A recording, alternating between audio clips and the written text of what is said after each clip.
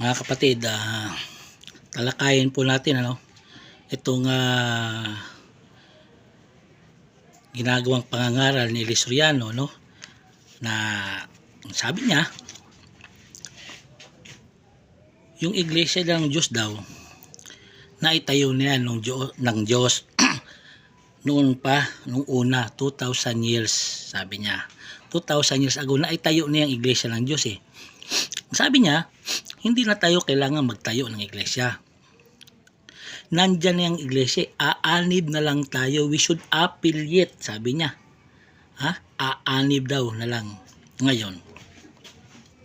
Kung naitayo na ang iglesia ng Diyos, meaning, kung umanib siya sa iglesia ng Diyos, dapat doon sa tunay at totoong iglesia na talagang itinayo ng Panginoong Jesucristo. Ngayon, tingnan natin. Kasi bago ka maging membro, kailangan makapakinig ka muna. Ikaw ay makapakinig at makaintindi. Sa makatwid, ikaw ay dadaan muna sa doktrina bago ka mabautismuhan. Ay ngayon, suriin natin, ating tingnan kung saan ba na membro si Eli Soriano, saan ba siya nabautismuhan, kung ito ba'y talagang tunay na iglesia na itinatag ng Panginoong Jesucristo.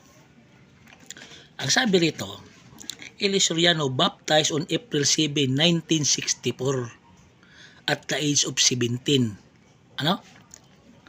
Saan siya nabautismuhan? Saang iglesia? Eto na.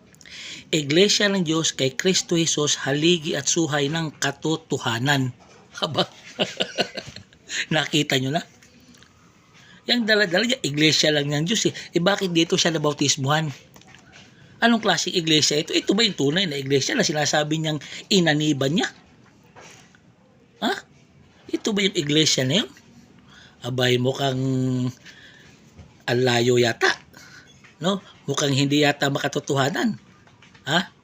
Itong iglesia na ito na kanyang inaniban, dahil sabi niya, umanib lang siya eh. Dahil nandyan na yung iglesia, hindi raw siya nagtayo. Ngayon, tingnan natin kung talagang siya ba ay hindi nagtayo ng kanyang iglesia. Itong iglesia ng Diyos kay Kristo Jesus, haligi at suhay ng katotohanan, kung saan nagpabautismo si Eli Soriano at naging membro, ito po ay pinangunguluhan ni Nicolas Perez. Subalit po, nung namatay po si Nicolas Perez noong 1975,